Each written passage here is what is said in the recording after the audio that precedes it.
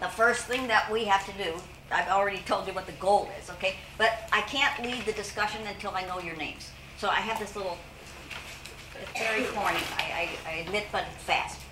So we're going to start with you, if you don't mind. Is it all right if we use first names here? Okay. Okay. So we'll start with you. We'll ask if you would state your first name, and then if you would repeat her name and add yours to the queue, and we'll come around to me, and then I'll have to repeat them all. And that way I'll know them, okay? Don't go too fast, right, because I'm learning them, but let's try that. Okay. My name is Hannah. So her name is Hannah, and my name is Logan. Okay, so you don't have to say her name, my name, just the names, okay? Right. That's Hannah. great, though, okay? Right. Hannah, Okay. Logan.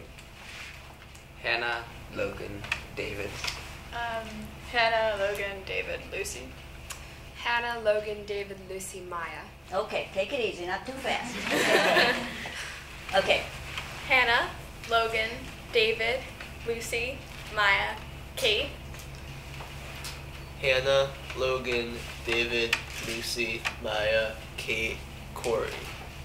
Hannah, Logan, David, Lucy, Maya, Kate, Corey, Danny. Hannah, Logan, David, Lucy, Maya, Kate, Corey, Danny, Olivia. Hannah, Logan, David, Lucy, Maya, Kate, Corey, Danny, Olivia, Ann. okay.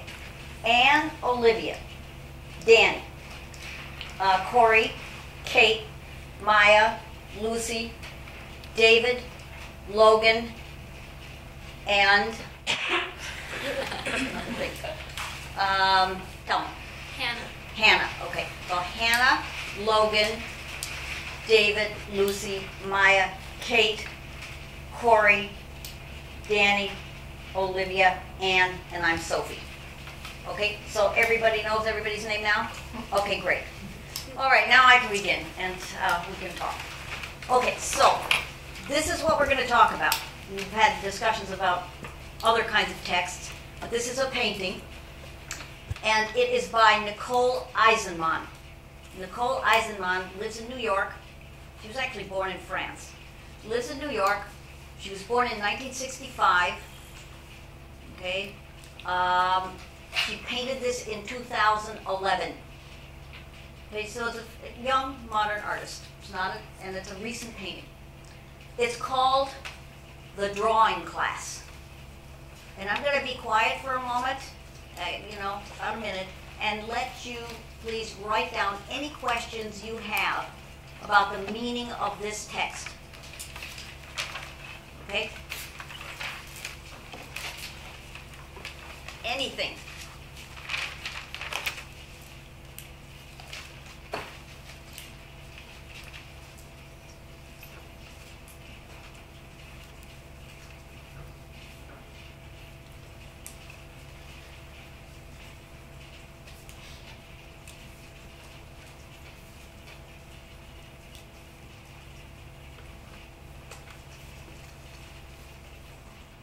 Okay, so we can start, and are you guys ready?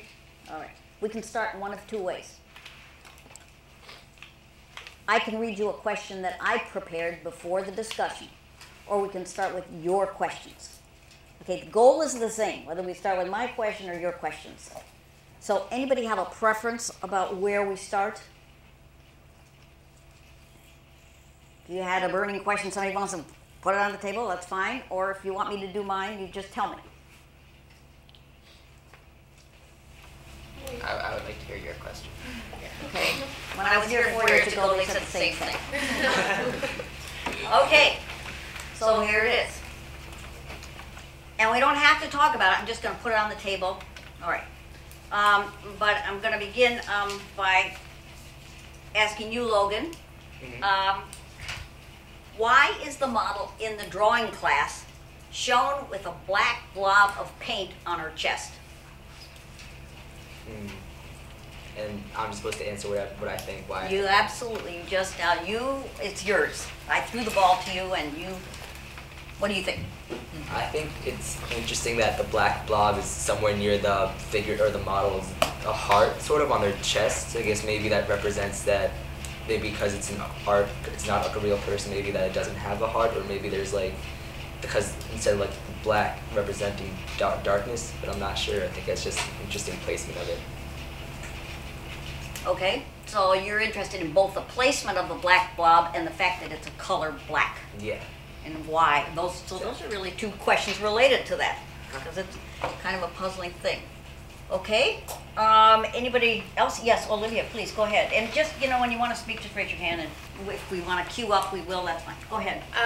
I saw it kind of more as an imperfection in the being in the picture, because when you look at all the other people, they all kind of have their own imperfections anatomically or just in the way they're drawn. Like the guy on the right with the blue and white sweatshirt has these kind of odd hands, and like the guy sitting down kind of has an odd nose and just a way about him. And so you mean the guy in the chair on the left, the blue shirt? Yeah. And he has imperfection. Well, you're saying he's also. Yeah. So they all kind of have, some more than others, but they all have this kind of odd way about them in the way that they're presented, whereas the being in the middle is just very imperfect.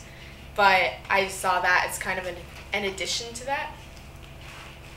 So those three, at least you've used as, they're all imperfect. That's what you're saying, okay? And okay, that's interesting.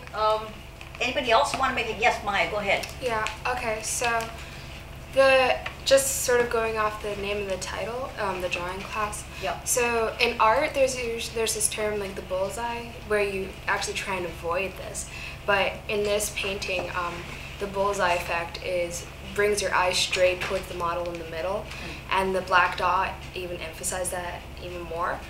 And I think that because sort of the title of the drawing class, along with the fact that every single different figure in this painting is a different art style, brings it to like sort of like the learning process of an art class in a way. Every single, okay, you've said quite a few things here, so let me try to say back to you a little of it, what I've heard, okay? So one thing that I've heard you say is that this last point that you made was very interesting, that every one of those figures they have a different style about them. Is that what you say? Say a little bit more about that. Well, one of them, some of them are more impressionistic than one which is more of an abstract. Like the model is very abstract. The model is very abstract. And would you say she's sort of impressionistic? Is she an example of that? Yeah, and then there's also like the figures in the back, which remind me more of Monet or Renoir. Okay. If abstract is the one in the middle, yeah. Are you saying that the ones in the back are more realistic? I mean, that's sort of the opposite of abstract, right? Yes. Okay. And that's your point is that that little group in the back is more realistic. Yes. Okay. But I think it's not necessarily to emphasize on their placement. I think it's more of just like each one, like even the man in the blue shirt on to the side is a different sort of style of art than the ones in the back. A different style of art. Okay. Yes. So we see different styles of art in here. Mm-hmm. Interesting. Okay, and let's go back to the first point you made about the bullseye effect. What's the bullseye effect? It's when, so in art you want to have the eye go across the painting, not just to one, unless you want one focal point. But the bullseye is like having one thing right in the middle of the painting, like a bullseye. Okay, so the bullseye effect, as you understand it, is it takes your eye, this thing takes your eye right to it. Yes. So that's what the black blob does to you. Yeah. So when I ask you the question, why is the model in the drawing class shown with a black blob of paint on her chest, is your answer, or you said, I just want to try to say back to what you're saying, okay? Yeah. And if I'm wrong, you change it. Okay, are you saying, well, that creates a bullseye effect. It takes your eye right to it. Yeah. And which would suggest it wants, the artist wants us to focus, or the text is inviting us to focus on that black Why would we want to focus on that black thing? Because I think that there's a deeper message to it than just having an abstract figure to it. Okay, so what's the deeper message? Well, from a little artistic little stamp, I think that it's more like since this is the most abstract part of the piece, and I think that it's almost symbolizing the movement from the old art to the new art, I think. Because old art, and the old art are the three guys in the back. That's realism. Mm-hmm. The new art is more abstract. Mm-hmm.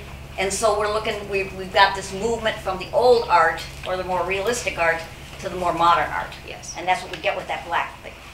Okay, let's hear some reactions to this. Yes, Anne? I wasn't thinking of what Maya was thinking, but what Okay. she said made me think like maybe the reason that the model is so abstract is like that each person, it's like open to interpretation, like they can draw her how they want, sort of, like, because there's so much that you can play off of.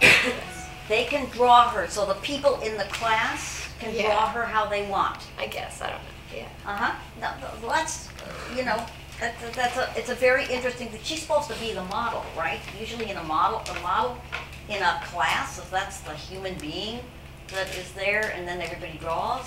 And yet this model has this black blob on her. She's sort of abstract, and what you're saying, Anne, is that invites the people, or maybe the artist is saying that the other people in the class are going to be able to draw what they want.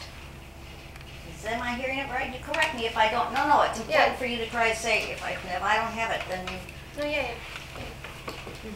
It's interesting. Yes, okay, Kate, and then Corey, go ahead. I think that I agree with what Anne is saying, because I was focusing a lot on what the person that is looking from what I think would be our perspective was actually drawing, because I thought that that was a very interesting piece, and like what perspective were they drawing from, and it appears that the model looks very similar to the way that the viewer, I guess, is drawing it.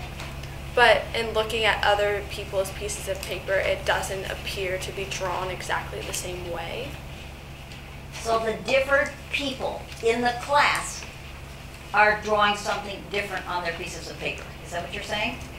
Yes, but they're still like going off of, it's like it's very clear that they're still going off of the same model, but they're each seeing a different piece. They're each seeing a different piece. And this fits with what Anne was saying, because maybe that's what the drawing classes is showing, that the different observers, the different artists in here, or students, whatever they are, they're seeing different things. They're looking at the same thing, but they're seeing different things. And you're getting, the evidence for that is that what's on those pieces of paper that we can see are all different. Yeah. Okay? If I got it right, I mean, you got to change, Yeah. really. I know you guys don't like to correct the leader, but the leader can be wrong. They cannot hear properly. But yes, okay, Corey, and then we'll come to you, Danny. That was actually like almost the same as what I was gonna say. All right, so you. But the one other thing I like kind of found interesting was how like generically almost human the model is, because they have like a very basic skin tone and most of the details aren't really filled in. So it was kind of interesting how all of them kind of see this like basic human figures totally differently. They're all seeing a basic human figure totally differently. Yeah. So, and we see that again from looking at Yeah. what they're drawing. Mm-hmm. Okay.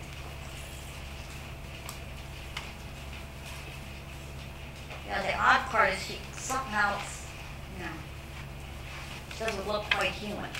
I think that big black blob on her chest makes her look a little bit, but she's supposed to be anyway, the basic human figure. Yeah.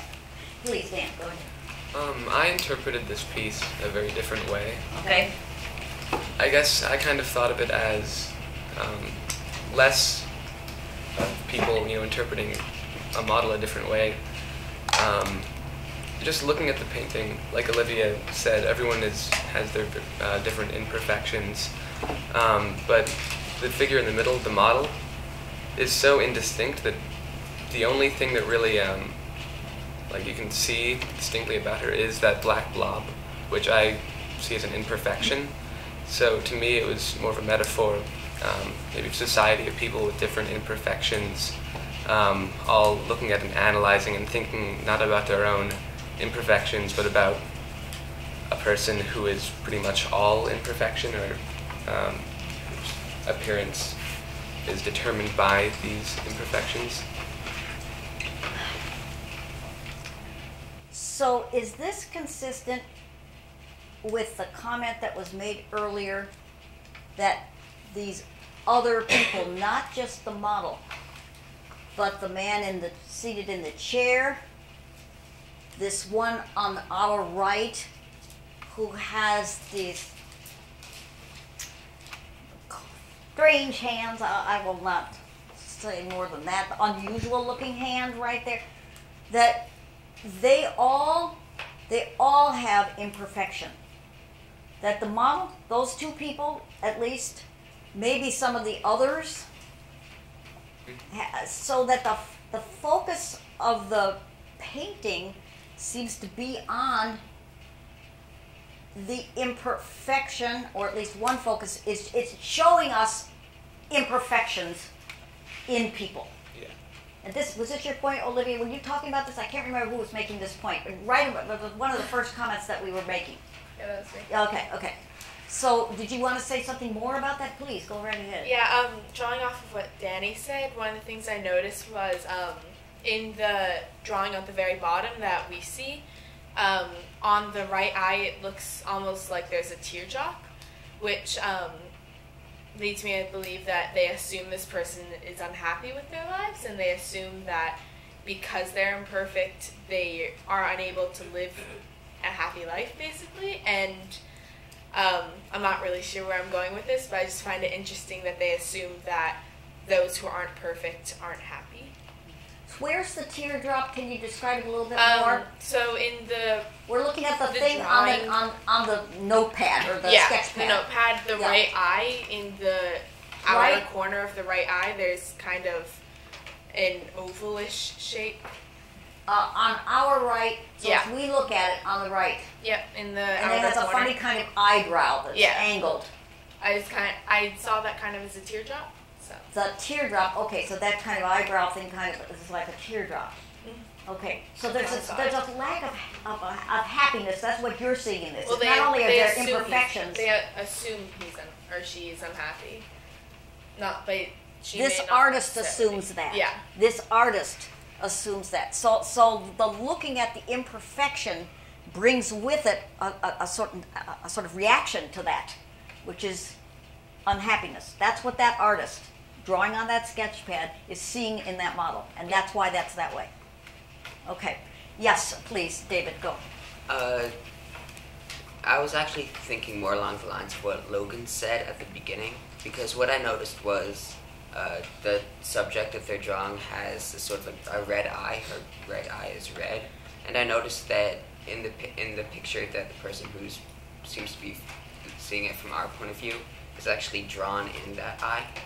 But looking at the other pictures, it doesn't look like they've drawn the black blob on the model's chest. So that indicates to me that that's something that's on the inside of that person, because we don't seem to be seeing that person. We seem to be seeing inside that person, like seeing through that person, because it doesn't look like she's wearing anything, and it sort of seems like we're seeing through that, like what's inside her, and the black blob is sort of like the imperfection that's inside her, whereas the red eye is the imperfection, tying into Danny's theory of a world of people who are imperfect. The black blob is the imperfection that's inside that person, and the red eye is the imperfection that's on the outside of that person. All right. So you're saying again several things. One is the black blob is there. It is representing imperfection, but it is an imperfection that we, looking at the painting, can see, but the people in the room drawing the model don't see it, because we don't see any evidence of that on their sketch pads. Is that part of what you're saying? Yeah. David? Okay. But you would agree then that the black blob is a representation of imperfection in maybe in human beings, or right? And you agree that there's also imperfection in these other in the people who are doing the drawing? Yeah. But it's interesting that you say they don't see it. The others in the text, in the painting, don't see it.